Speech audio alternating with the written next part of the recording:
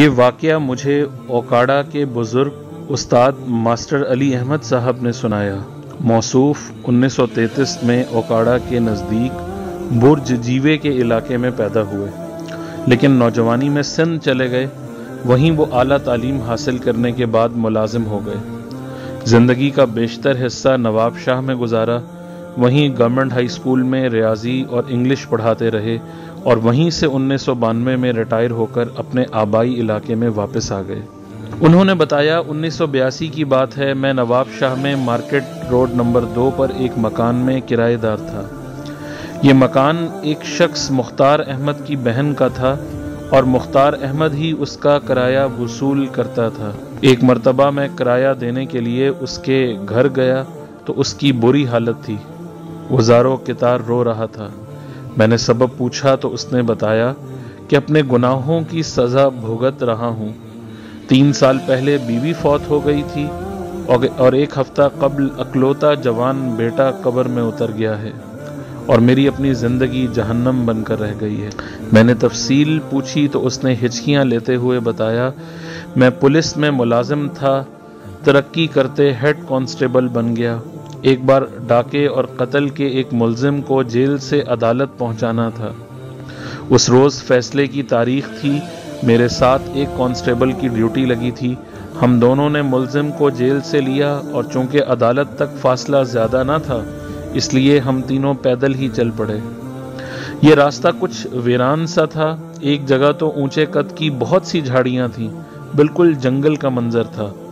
وہاں اس ملزم نے بڑی لجاجت سے درخواست کی کہ میرے پیٹ میں کچھ گڑبڑ ہو رہی ہے، میری ایک ہتھکڑی کھول دیں اور اجازت دیں کہ جھاڑیوں کی اوٹ میں پیشاب وغیرہ کر لوں۔ ہمیں ترس آ گیا، ہم نے اس کی ایک ہتھکڑی کھول دی اور وہ قریب ہی جھاڑیوں کے پیچھے بیٹھ گیا۔ ابھی اسے بیٹھے چند منٹ ہی ہوئے تھے کہ کھلے منہ کی ایک گاڑی فراٹے بھرتی ہوئی آئی۔ اس میں سے 7-8 طاقتور آدمی اترے۔ انہوں نے آنن فانن ہماری رائفلوں پر قبضہ کیا، ہمارے ہاتھ اور پاؤں رسیوں سے باندھے، ہمیں جھاڑیوں میں پھینکا اور ملزم کو اٹھا کر گاڑی میں ڈال کر یہ جا وہ جا۔ یہ سب کچھ پنجابی فلموں کے انداز میں اس قدر اچانک ہوا کہ ہمیں سنبھلنے کا موقع ہی نہ ملا۔ تاہم ان لوگوں نے مہربانی یہ کی کہ جاتے ہوئے وہ ہماری رائفلیں ہمارے قریب ہی پھینک گئے۔ تھوڑی دیر ہی گزری تھی کہ قدموں کی چاپ سے اندازہ ہوا کہ کوئی شخص اس راستے پر چلا آ رہا ہے۔ ہم نے جھاڑیوں کے اندر سے آواز دی کہ جانے والے ذرا ٹھہر جانا اور ہماری مدد کرنا۔ وہ آدمی ٹھہر گیا اور ہمارے قریب آ گیا۔ تب ہم نے اسے اپنی ساری کہانی سنائی کہ ہم پولیس ملازم ہیں، ڈاکو ہمیں بے بس کر کے یہاں پھینک گئے ہیں، مہربانی کرو اور ہمارے ہاتھوں اور پیروں کی رسیاں کھول دو۔ اس شخص نے ہمارے ہاتھوں اور پاؤں کی رسیاں کھول دیں۔ ہم اٹھ کر کھڑے ہو گئے۔ وہ شخص ہمدردی سے ہمارا حوصلہ بڑھانے لگا اور ہاتھوں سے ہمارے کپڑوں کی مٹی صاف کرنے لگا۔ جب تک ہم زمین پر گرے پڑے ہوئے تھے اس وقت تک جان کے لالے پڑے ہوئے تھے اور کوئی بات نہیں سمجھ آ رہی تھی، لیکن اب نتائج کے بارے میں سوچ کر میں تو چکرا کے رہ گیا۔ ہمارے ساتھ تو بہت ہی دردناک حادثہ ہوا ہے۔ اب کیا ہوگا اگر ہم اس طرح خالی ہاتھ عدالت میں جاتے ہیں اور وہاں بتاتے ہیں کہ ایک ڈاکو اور قاتل اغوا کر لیا گیا ہے تو کوئی ہماری بات نہیں مانے گا۔ سب یہی کہیں گے کہ ہم نے کوئی بھاری رشوت لے کر ڈاکو اور قاتل کو بھگا دیا ہے۔ چنانچہ ہمیں فوراً ملازمت سے برطرف کر کے گرفتار کر لیا جائے گا، ہم پر لازماً مقدمہ چلے گا اور ہم کسی سخت سزا کے مستحق ٹھہریں گے۔ پھر کیا کیا جائے؟ بچت کی کیا صورت ہو سکتی ہے؟ وہ کیا طریقہ ہو سکتا ہے کہ ہم شدید قسم کی پریشانی سے بچ جائیں؟ اس کے ساتھ ہی میرے ذہن میں ایک عجیب شیطانی تجویز نے سر اٹھایا۔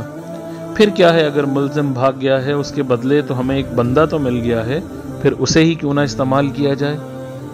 اور اس سوچ کے ساتھ ہی میں اچھل کر اس مہربان شخص پر حملہ آور ہو گیا جس نے ہماری رسیاں کھولی تھیں اور ہمیں بچایا تھا، اور مکوں اور تھپڑوں سے اسے پیٹنے لگا۔ میرا ساتھی کانسٹیبل حیران ہو گیا، لیکن میں نے اسے ڈانٹا کہ یہی ہمارا ملزم ہے، پکڑ لو اور اس کی خوب ٹھکائی کرو۔ چنانچہ ہم دونوں نے مل کر اسے خوب مارا۔ وہ بیچارہ گھبرا کر گر پڑا۔ پہلے اس نے کچھ آہو بکا کی مگر اس کے حواس جواب دے گئے اور وہ سر گھٹنوں میں دبا کر نیم مدہوش زمین پر بیٹھ گیا۔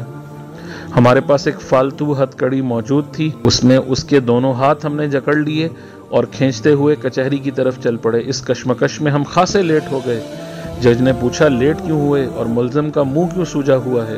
تو ہم نے بتایا کہ اس نے ہمیں دھوکہ دے کر بھاگنے کی کوشش کی تھی، اس لیے اسے قابو کرنے میں کچھ وقت لگ گیا اور اس کی مرمت بھی کرنی پڑی۔ وہ مظلوم شخص ہماری بے رحمانہ مار سے اس قدر ڈرا ہوا تھا کہ عدالت میں اس کے منہ سے کوئی بات نہ نکلی۔ اس کی آنکھوں سے آنسو بہتے رہے اور وہ خوف زدہ نگاہوں سے فضا میں ادھر ادھر دیکھتا رہا۔ سچ ہے قانون اندھا ہوتا ہے۔ جج نے اس روز مقدمے کا فیصلہ سنانا تھا، چنانچہ اس نے کوئی تحقیق نہ کی اور تھوڑی دیر میں اس بیچارے کو موت کی سزا سنا دی۔ اس کے منہ سے ایک دردناک چیخ نکلی اور ہم اسے کھینچتے ہوئے جیل میں چھوڑ آئے۔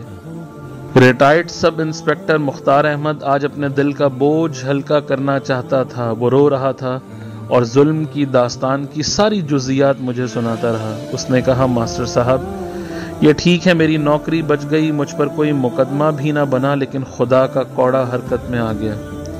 میرے ضمیر نے میرا جینا حرام کر دیا اور رات سونے کے لیے جب میں چارپائی پر لیٹتا تو نیند کوسوں دور تھی۔ رہ رہ کر اس مظلوم دیہاتی کی شکل نظروں کے سامنے گھوم جاتی جسے میں نے کسی قصور کے بغیر پہلے بے رحمی سے مارا اور پھر پھانسی کی سزا دلوا دی، اور اس کی شکل مجھے ایسے کرب میں مبتلا کرتی کہ میں اٹھ کر بیٹھ جاتا، پھر نیند غلبہ کرتی اور لیٹتا تو دوبارہ یہی صورت پیدا ہو جاتی۔ آنکھیں نیند سے بوجھل تھیں، جمائیوں پر جمائیاں آ رہی تھیں، لیکن نیند مجھ سے روٹ گئی تھی۔ ساری رات اس کیفیت میں مبتلا رہا اور میں ایک لمحے کے لیے بھی سکون کی نیند نہ سو سکا، اور مسلسل بے خوابی اور شدید ذہنی و اعصابی دباؤ نے مجھے کئی بیماریوں میں مبتلا کر دیا۔ معدہ خراب ہو گیا اور ٹانگوں میں درد رہنے لگا۔ زندگی سے سکون اور راحت جیسے رخصت ہی ہو گئی تھی۔ اللہ کی شدید ترین ناراضگی اس صورت میں ظاہر ہوئی کہ اس واقعے کے چند ہی ماہ کے بعد میری بیوی یکا یک فوت ہو گئی۔ وہ بظاہر بھلی چنگی تھی، چھوٹی موٹی عام تکالیف کے سوا اسے کوئی بیماری نہ تھی، مگر اسے چند روز تک سر میں شدید درد ہوا اور اسی حالت میں ایک روز وہ دم توڑ گئی۔ میری دنیا اندھیر ہو گئی، گھر کا سارا نظام ہی برباد ہو گیا۔ زچ ہو کر میں نے ملازمت سے قبل از وقت ریٹائرمنٹ لی اور اپنے آبائی شہر نواب شاہ میں آ گیا۔ یہاں میں نے کریانے کی ایک دکان کر لی۔ ایک بیٹا تھا، وہ پڑھتا تھا، اسکول سے آ کر وہ دکان پر بیٹھ جاتا، مجھے کچھ آرام مل جاتا، اور ساری ذہنی اور جسمانی تکلیفوں کے باوجود زندگی کسی نہ کسی طرح گزرتی چلی گئی۔ لیکن لگتا ہے میں نے بھیانک قسم کے جس ظلم کا ارتکاب کیا تھا، اللہ اس کے نتیجے میں مجھے آخری حد تک ایک سزا دینا چاہتا تھا۔ چنانچہ ایک ہفتہ قبل میرے بیٹے کے پیٹ میں درد اٹھا اور شدت اختیار کرتا چلا گیا۔ بہت علاج کیا، ڈاکٹروں حکیموں کے ہاں دوڑتا رہا، لیکن افاقے کی کوئی صورت پیدا نہ ہوئی۔ درد میں اضافہ ہوتا چلا گیا۔ میرا بیٹا 3 دن تک میری آنکھوں کے سامنے تڑپتا رہا اور آخرکار مجھے تنہا چھوڑ کر انتقال کر گیا۔ وہی میرا واحد سہارا تھا، وہی میری جینے کی آخری امید تھی، اسی کو دیکھ دیکھ کر میں جیتا تھا۔ یہ عبرتناک کہانی سناتے ہوئے مختار احمد زاروں کے تار رونے لگا۔ اس نے بتایا میری زندگی جہنم سے بدتر ہو گئی ہے۔ معدہ کوئی چیز قبول نہیں کرتا، بھوک لگتی ہے، کچھ زہر مار کرتا ہوں تو ابکائیاں آنے لگتی ہیں، کھایا پیا حلق کو چڑھنے لگتا ہے اور پیٹ میں شدید مروڑ اٹھنے لگتے ہیں۔ پرسکون نیند ایک عرصے سے خواب و خیال ہو کر رہ گئی ہے۔ کبھی آنکھ لگتی ہے تو وہ دیہاتی جسے میں نے پھانسی تک پہنچایا تھا آ دھمکتا ہے اور دونوں ہاتھوں سے میرا گلا دبانے کی کوشش کرتا ہے، اور میں اس ڈراونے خواب سے ڈر کر چیخ مار کر بیدار ہو جاتا ہوں اور تھر تھر کانپنے لگتا ہوں۔ موت کا خوف ہمہ وقت میرے سر پر سوار رہتا ہے، اس کے باوجود میں چاہتا ہوں کہ مر جاؤں تاکہ ہر وقت کی اذیت سے چھٹکارا پا جاؤں، لیکن بد نصیبی سے موت بھی نہیں آتی اور خودکشی کرنے کا مجھ میں حوصلہ نہیں ہے۔ ماسٹر علی احمد صاحب نے بتایا کہ مختار احمد ایک عرصے تک عذاب کی اسی کیفیت میں مبتلا رہا۔ میں جب بھی اسے ملتا وہ حزن و ملال اور کرب کی شدید ترین کیفیت سے دوچار نظر آتا، اور کم و بیش 1.5-2 سال تک انتہائی عبرتناک زندگی گزار کر موت کی آغوش میں چلا گیا۔